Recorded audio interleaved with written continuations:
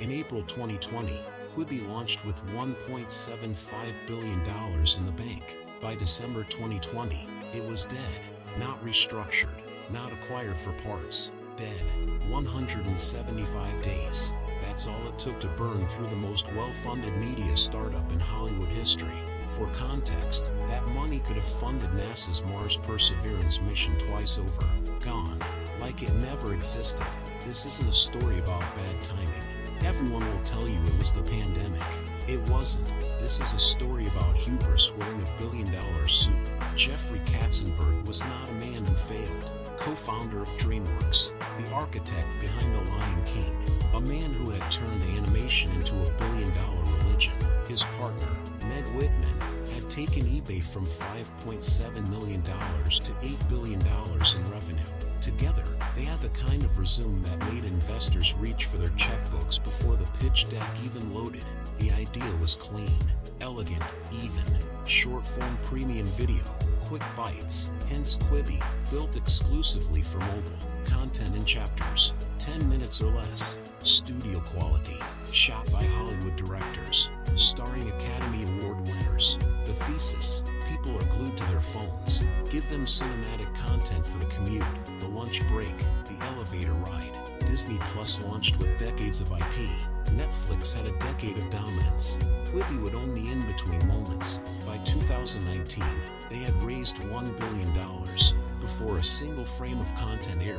Walmart, JP Morgan, NBC Universal, they all wrote checks. The world believed. Here is where the story turns cold. Quibi launched April 6, 2020, 14 days after the United States declared a national emergency.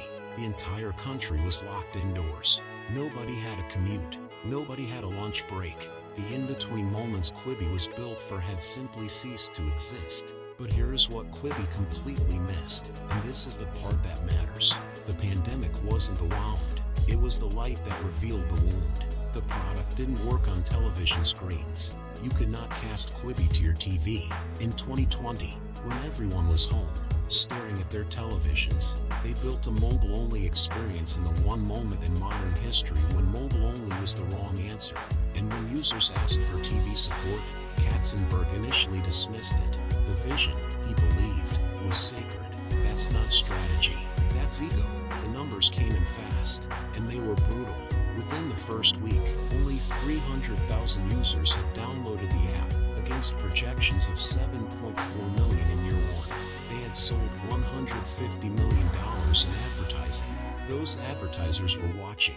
Quibi offered refunds. By May, internal panic had set in. They quietly enabled landscape viewing, the feature they once called a betrayal of the vision. It changed nothing. The press turned. Then the public turned. Suddenly the $6 per month subscription felt like a dare. Free trials expired. Users walked. Katzenberg, in a now infamous interview, was asked why Quibi failed. His answer: I attribute everything that has gone wrong to COVID. The internet did not forget that sentence. By October 2020, 6 months post-launch, the board voted to shut it down. $1.75 billion.